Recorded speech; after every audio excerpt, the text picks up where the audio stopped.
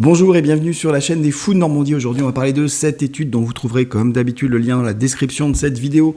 Une étude intéressante sur tic et toc. Alors, tic, qu'est-ce que c'est? C'est des mouvements, des bruits involontaires, répétitifs, stéréotypés qui pourrissent la vie des gens. Voilà, je fais 40 tics par heure, c'est vraiment pénible, ça me gêne. J'en fais encore plus d'ailleurs quand je suis angoissé et stressé. C'est un problème, ça s'appelle un tic. Et les TOC, c'est troubles obsessionnels compulsifs, vous savez, qui consistent à être handicapé par le fait d'avoir une obsession dans la tête qui nécessite de faire une compulsion. Par exemple, j'ai l'obsession que je me fasse cambrioler et je vais vérifier 40 fois que la porte est bien fermée. Je vais même partir du bureau quand je suis très angoissé pour vérifier que je l'ai quand même bien fermée alors que j'ai déjà vérifié 40 fois avant de partir, etc. etc. C'est des exemples, bien sûr. Il y a plein d'autres TOC possibles et je vous invite à aller regarder les vidéos sur ces sujets-là que j'ai faites précédemment.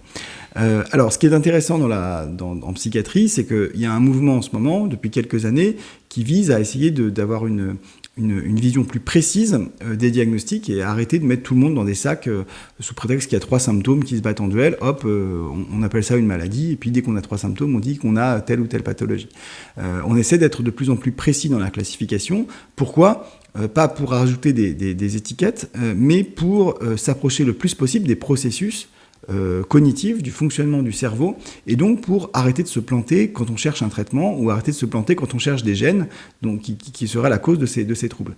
Exemple concret hors psychiatrique qui va vous parler, si je cherche le traitement de l'angine, eh ben, je vais me planter. Parce qu'en fait, il y a des angines qui sont virales, des angines qui sont bactériennes, et si je ne fais pas la différence entre les deux, je dis juste qu'il y a angine, eh ben, je ne vais jamais avancer sur la recherche de l'angine et sur les traitements de l'angine. Eh ben, c'est pareil en psychiatrie, on a des classifications qui sont beaucoup trop larges, et on essaie petit à petit, avec l'avancée des connaissances, on essaie d'être plus précis, d'avoir notamment une approche dimensionnelle, et ça nous permet d'avoir des meilleurs résultats quand on fait des recherches.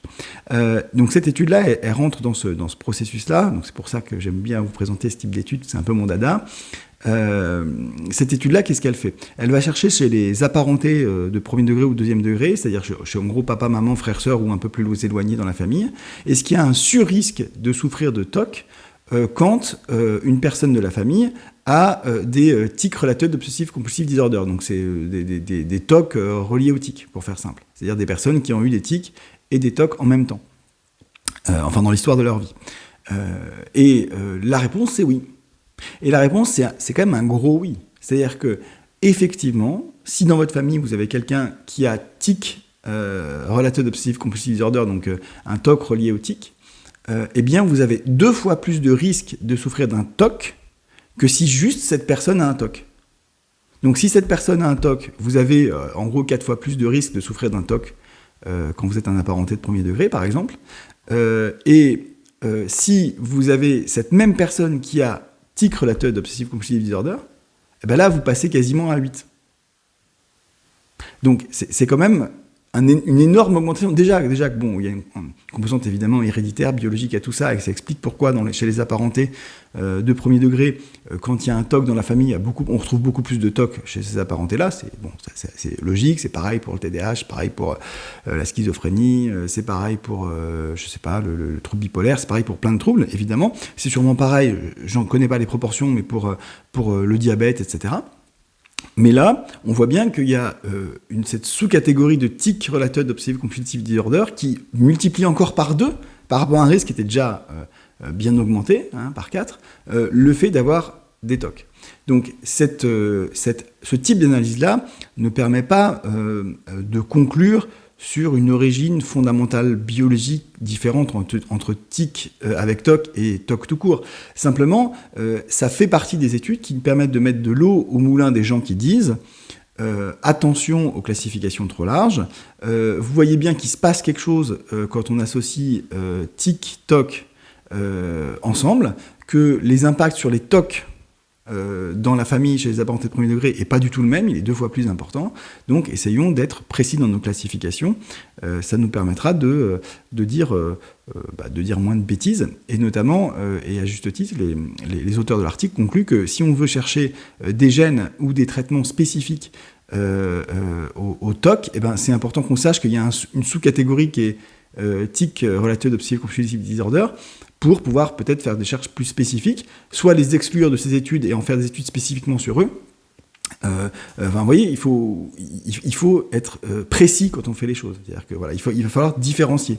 Voilà. Donc juste pour vous donner une idée de ce que à quoi ça ressemble graphiquement parlant, ça ressemble à ça. C'est-à-dire que c'est quand même des grosses variations entre là la partie avec tic Related Obsessive Compulsive Disorder et juste les TOC. Hein. Donc c'est des grosses différences. C'est pas voilà, c'est pas rien quoi. Hein. Et puis oui, évidemment, j'ai oublié de vous préciser que là, ici, vous avez en bas là les personnes qui ont aucun TOC, ni tic ni TOC, rien du tout. Hein.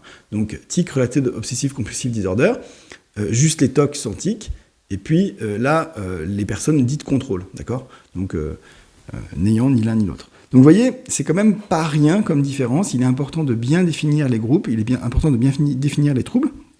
Il est important d'aller de plus en plus de manière précise dans l'aspect dimensionnel des troubles pour pouvoir avoir des résultats dans la recherche fondamentale, donc en génétique, en épigénétique, en biologie moléculaire, mais aussi pour rechercher des traitements. Voilà, j'espère que ça vous aura intéressé. N'oubliez pas de vous abonner, c'est hyper important. Vous êtes trop nombreux à ne pas vous abonner à cette chaîne. Je vous répète que si cette chaîne vous intéresse et que vous êtes allé jusqu'au bout de ces 6 minutes, ça veut dire que d'autres vidéos peuvent vous intéresser et que si vous n'êtes pas abonné, sachant qu'il n'y a aucune pub sur cette chaîne, YouTube ne vous le proposera pas ou très peu. YouTube préfère, évidemment, et on peut le comprendre après tout, vous proposer des vidéos où il y a de la pub parce que ça lui permet de gagner de l'argent. Donc, s'il vous plaît, abonnez-vous, mettez la petite cloche, comme ça vous ne louperez rien. N'oubliez pas les pouces bleus, je vous dis à très bientôt dans une prochaine vidéo. Bye.